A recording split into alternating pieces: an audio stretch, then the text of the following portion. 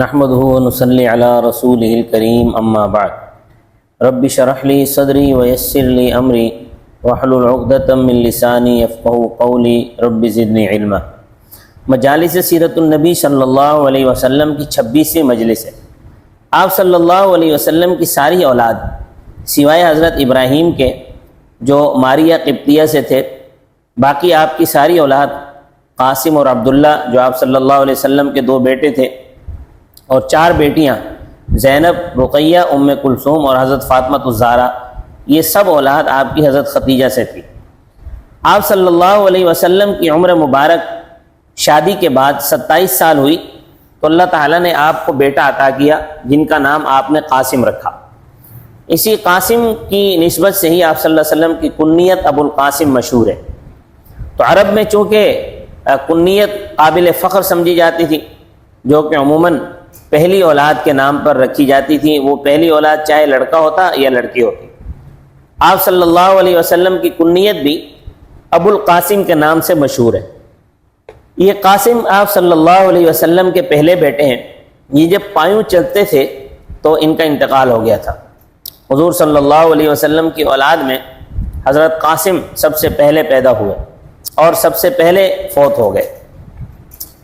ان کے بعد آپ صلی اللہ علیہ وسلم کی بیٹیاں پیدا ہوئیں، زینب، رقیہ، ام کلثوم اور فاطمہ الزہرا رضی اللہ تعالی عنہن اجمعین۔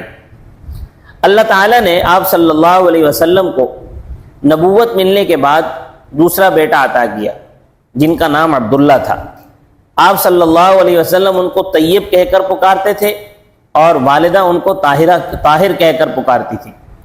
اب بعض لوگوں کو یہ غلط فہمی ہے کہ آپ صلی اللہ علیہ وسلم کے بیٹے قاسم، عبداللہ، طیب اور طاہر تھے، یعنی آپ صلی اللہ علیہ وسلم کے 4 بیٹے تھے، جبکہ طیب اور طاہر آپ صلی اللہ علیہ وسلم کے بیٹے نہیں تھے، بلکہ طیب اور طاہر آپ صلی اللہ علیہ وسلم کے بیٹے عبداللہ کے 2 لقب ہیں۔ حضرت عبداللہ کی ولادت ہوئی، ولادت کے بعد بچپن ہی میں وہ انتقال کر گئے۔ جب حضرت عبداللہ انتقال کر گئے تو دشمن رسول عاص بن وائل نے یہ خبر سنی اور کعبۃ اللہ میں جا کر، قریش کی محفلوں میں جا کر اس نے خوشی سے اعلان کیا کہ محمد ابتر ہو گئے، نعوذ باللہ، آپ صلی اللہ علیہ وسلم کی گستاخی کی۔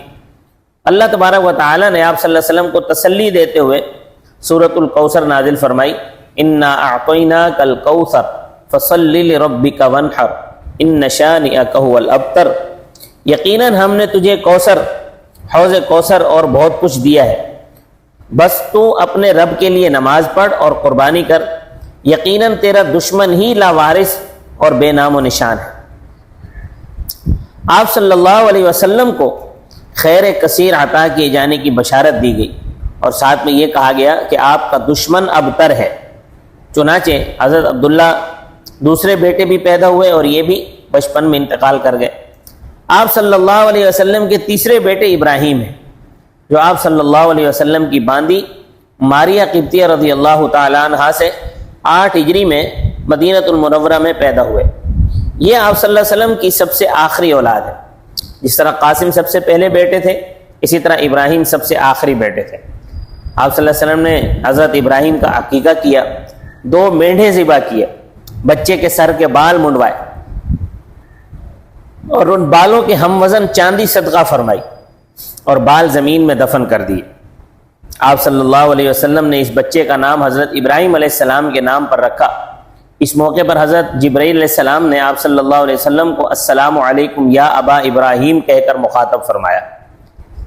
آپ صلی اللہ علیہ وسلم نے فرمایا، ابراہیم کی ماں یعنی ماریہ قبطیہ کو ان کے لڑکے نے آزاد کروا دیا، کیونکہ ابراہیم کی والدہ ماریہ قبطیہ تھی جو آپ صلی اللہ علیہ وسلم کی باندی تھی، تو ابراہیم کی پیدائش سے ان کی والدہ آزاد ہو گئی۔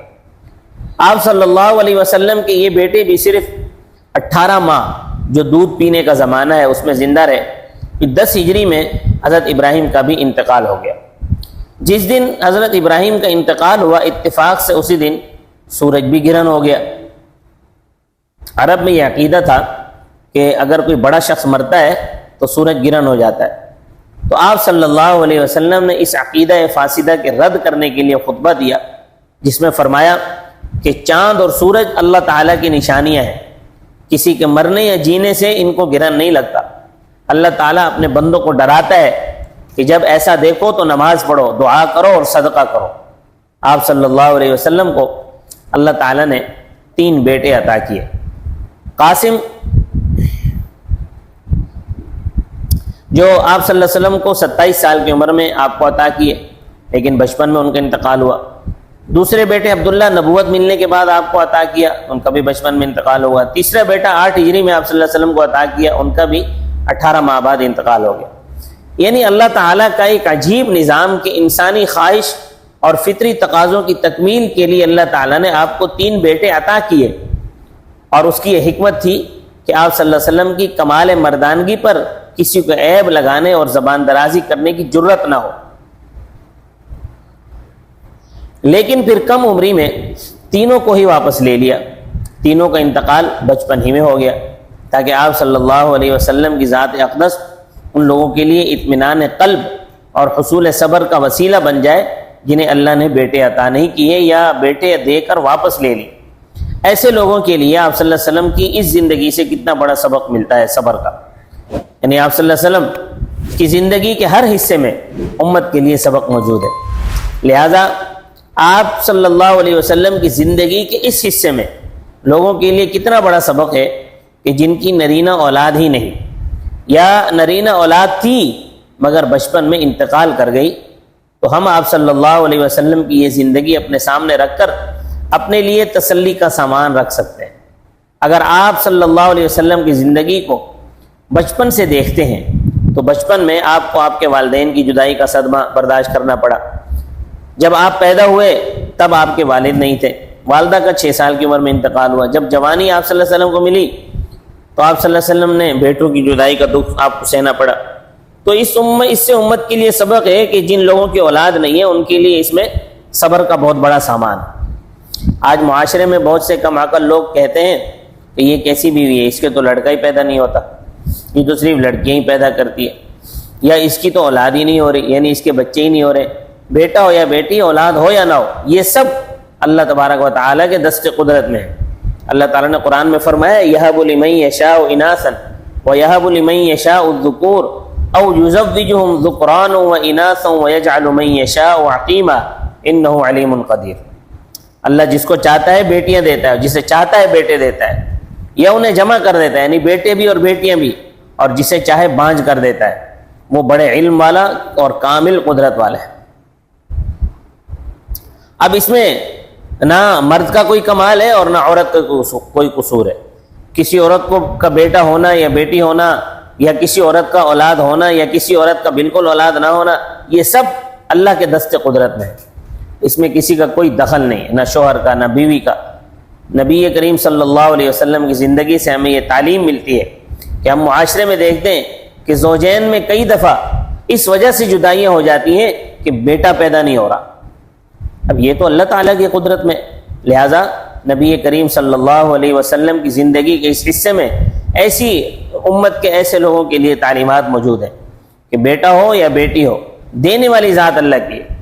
اگر کسی کے بیٹے ہیں تو بھی اللہ کی نعمت ہے، اگر کسی کی بیٹیاں ہیں تو بھی اللہ کی رحمت ہے، اور کسی کے پاس کچھ بھی نہیں ہے تو یہ بھی اللہ کا حکم ہے۔ لہٰذا ہمیں ہر صورت میں اللہ کے حکم پر عمل کرنے کی ضرورت ہے۔ نبی کریم صلی اللہ علیہ وسلم کی زندگی کو سامنے رکھ کر زندگی گزاریں گے تو ہمارے لیے اس میں تعلیمات ہیں، ہمارے لیے صبر کا حکم ہے۔ آپ صلی اللہ علیہ وسلم کو 3 بیٹے اللہ نے عطا کیے اور تینوں کا بچپن ہی میں انتقال ہو گیا۔ اس میں ہمارے لیے کتنا بڑا سبق ہے۔ آپ صلی اللہ علیہ وسلم تو محبوب خدا ہیں، لیکن اس کے باوجود بھی آپ صلی اللہ علیہ وسلم کا کوئی بیٹا بلوغت کو نہیں پہنچا، یعنی مرد کوئی نہیں بنا، بچپن میں انتقال کر گیا۔